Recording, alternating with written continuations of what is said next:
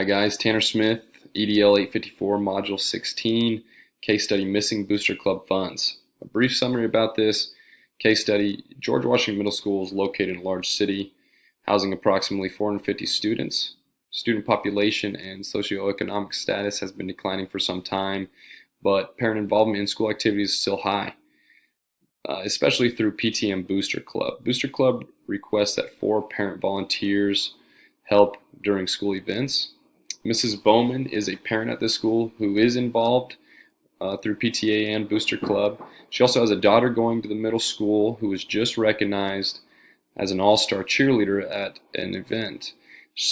Because of that, she has been invited to a march with other all-star cheerleaders, and she has requested to have the PTA pay for her daughter's trip. She had a meeting with the principal, Mr. Stevens, where she laid out her plan, and he denied it, stating that the money that is raised by the PTA and Booster Club and organizations or through the school is supposed to be used for the majority of the student population. Mrs. Bowman was one of the gate workers working one of the last home basketball games, where at the end of the night a $50 bill came up missing. And the only reason Mr. Stevens knows this is because he had a conversation with one of the customers who paid with the $50 bill. We also know that Mrs. Bowman left a note stating that 10 tickets were torn or damaged, and so she threw them away. And the 10 tickets actually add up to the $50 that's missing. So in category 1, we're identifying the problem. What we do know is the Booster Club does request 4 parents volunteer in the concession and the gate. Mr. Stevens did not approve Mrs. Bowman's request for her daughter's trip to be paid for by PTA. We do know Mr. Dumas paid his gate fee using a $50 bill. That's in a conversation he had with Mr. Stevens. Mr. Stevens did not see him pay with the $50 bill, but Mr. Dumas had said he paid with the $50 bill. Mrs. Bowman also wrote a note that she had tossed 10 tickets away because they were torn, and Mr. Stevens did not find a $50 bill when counting the gate money. What we need to know still is who was the other worker with Mrs. Bowman. Were procedures properly followed? Does the district utilize a security system? Maybe we can cut right to this and see something in the video, whether or not something was money was stolen or not. What is the district policy concerning theft, just in case it comes to that? And then, are the proper safeguards in place to protect school funds? The problem I came up with is money is potentially missing from the money bag collected at the end of the basketball game, and the school event procedures are not adequate enough to prevent loss of funds.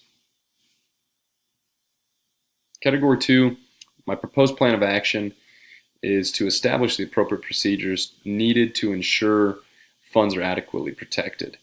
We'll do this by investigating the current situation to identify any issues. This would be confirming the financial report at the end of the night, making sure it was used and that both employees signed off after counting the money. Also developing new procedures to ensure appropriate money management. This could be the money being counted by the workers and by an administrator at the same time, and then requiring all 3 signatures on a financial report. And then lastly, keep detailed records of volunteers' duties and funds. So maintain an adequate record of the funds and the financial report from the night, and also receipts from deposits. And also it might be nice to keep records of the volunteers that were actually working at each event and what their duties were. Category 3, we're resolving the issues based on promoting success of all students. And that's really what we need to focus on here, is the success of all students. So the money collected funds various student activities. That's all to help the students out. So we need to make sure that we have plans in place to make sure that no money goes missing, because if money goes missing, then it actually hurts our students or hurts the resources for our students. Number 2, we need to advocate for all students, and that includes Lucy. I do not agree with Mr. Stevens' initial response to Mrs. Bowman in regards to denying her PTA money for Lucy to take the trip. Maybe that money doesn't need to come from PTA, but Lucy is part of the school. She represented the school as a cheerleader, and was recognized as being an all-star, and so I think it's partly our responsibility to help her out. Maybe not the entire $800, but I'm sure we could find some funds or maybe put on a fundraiser to help Lucy get to the march or take her trip. Then last here, establish safeguards to protect school funds that benefit the student body. We need to continue to make sure or reevaluate our procedures and make sure that they're adequate enough so we're not losing money. Once again, that money all goes to the success of our students. It helps buy resources for them. It helps put on events for them. So any money that we lose during these events because of lack of procedures is unacceptable. Category 4, we're debriefing the problem by reflecting on what we were thinking, feeling, and valuing when identifying the issues. So initially, my reaction during the case study was not feeling that Mrs. Bowman was guilty by any means. I really didn't get the sense that she would be that angry about not supporting the trip for her daughter, where she would take $50 from a gate fee. My feelings, however, toward Mr. Stevens' decision was negative. I didn't think that he was right denying Lucy any money. I think that he should have waited a little bit, told Mrs. Bowman to let him do some searching and see if they can't find a way to help her out a little bit. Probably not the entire $800 for the trip, but I'm sure the school could find some funds to help her with taking that trip. Also, thinking mainly about the procedures. During the case study, while I was going through it, my initial thoughts were geared towards the procedures. I didn't feel like procedures were put in place to properly safeguard the money. I know the night was busy, but it is the principal's job to make sure all aspects of the event are running smoothly. And I mean, even checking in with the gate workers would be fine. He had enough time to have a conversation with Mr. Dumas about what money he paid with, so I'm sure there was enough time in the night to check on the gate workers, check on the concession stand to make sure things were running smoothly. And if they would have had an issue right then with the tickets, it could have been solved right then. So as a principal, he needs to maintain his presence and make sure he's supervising all aspects of the event.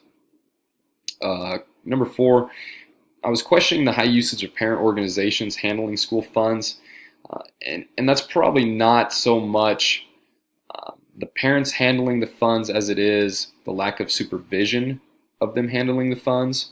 So that just kind of goes back to what I said on number 3. But, you know, the parent organizations are a huge asset to the school for volunteering their time. It saves the school money. It builds a unified community with the parents helping them out, and it demonstrates unity and collaboration to the students as well. So I think it's all positive there. An unresolved issue or open issues is the supervision of volunteers, obviously. The principal needs to make sure that he's supervising all processes during and throughout the night. Number 2, allowing parent organization to handle school funds. This will be something that can be handled with the documents, or if you're documenting who's working and what their duties were. Also, procedure of counting and reporting funds and tickets. I'm still unsure of what the processes are there. Was a financial report used? Was it signed off by both workers? Did the principal sign off on it? So that's something that needs to be looked into to make sure that are we using the right tickets? Are we using financial reports adequately? Things like that. And then last year, assisting Lucy with the trip is probably the most important unresolved issue for me. I still think that the school needs to either host a fundraiser or find ways or funds to help Lucy take her trip. As I said before, Lucy represents the school. She did a great job at the All-Star event, and I think she deserves to go, just like Mr. Stevens said. So we need to find a way to help her out and get there. Category 5, we're reflecting on Standard 8. So To be an effective manager of school, you need to know the people working for you, and this needs to be documented. You need to know who they are. You need to engage with them, communicate with them, build a relationship with them. Um, and next, we need to utilize an event financial report before and after the event. Money should be counted, verified by the principal, bookkeeper, in the lockbox.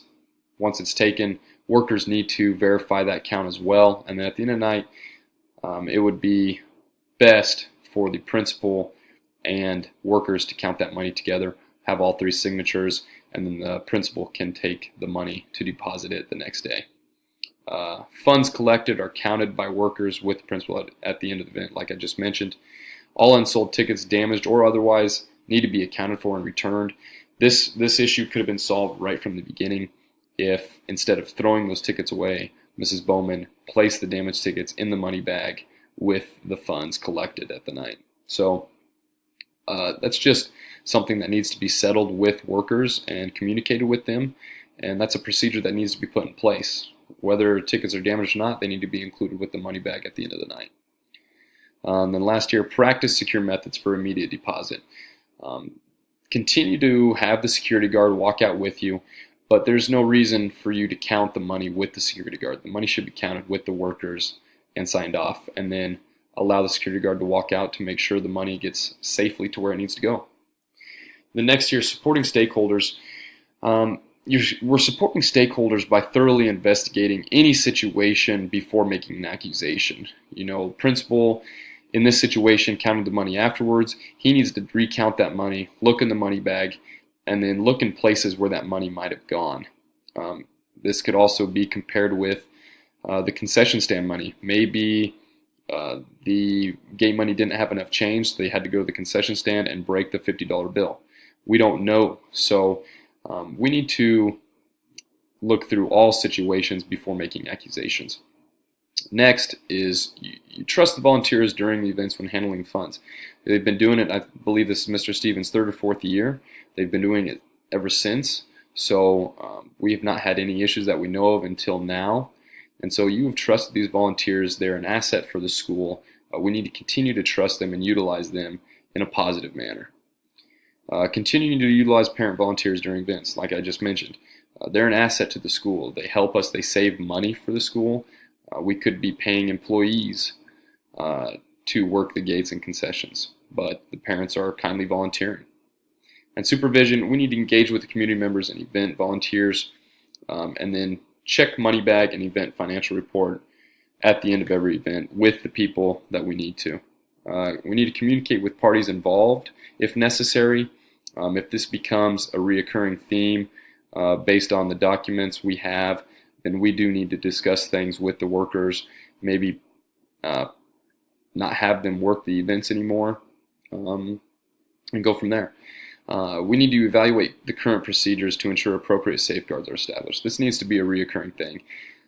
If you see issues popping up, it's because procedures aren't put in place. So we need to continue to make sure that our procedures are adequate enough to safeguard that money. Component 1, as a school leader, to promote effective and efficient management, we need to effectively supervise all school environments, hallways, concessions, gates, all the above. We need to ensure proper procedures, policies are being followed all the time. And we also need to foster a positive relationship with all stakeholders. This includes students, volunteer workers, parent organizations, and so on. Component 2, as a school leader, how do you promote social learning? By providing a positive environment that supports and encourages student participation, promoting a collaborative environment with PTA, Booster Club, and other organizations. By continuing that with those groups is nothing but positive. The students see that. And then we also need to make decisions that benefit the majority of students. And majority and all students, and Lucy is included in that. And last here, how do you promote student academic learning? We need to monitor the money raised and ensure it's used to benefit the student body. Support diversified academic endeavors, including Lucy's trip, and provide opportunities during school events for students to gain work experiences. This could be in the concession stands, counting money and things like that. And they're also seeing us work with, giving them opportunity to work with the people at the gate money as well. So It was a great case study. I enjoyed the project. Thank you. We'll see you later.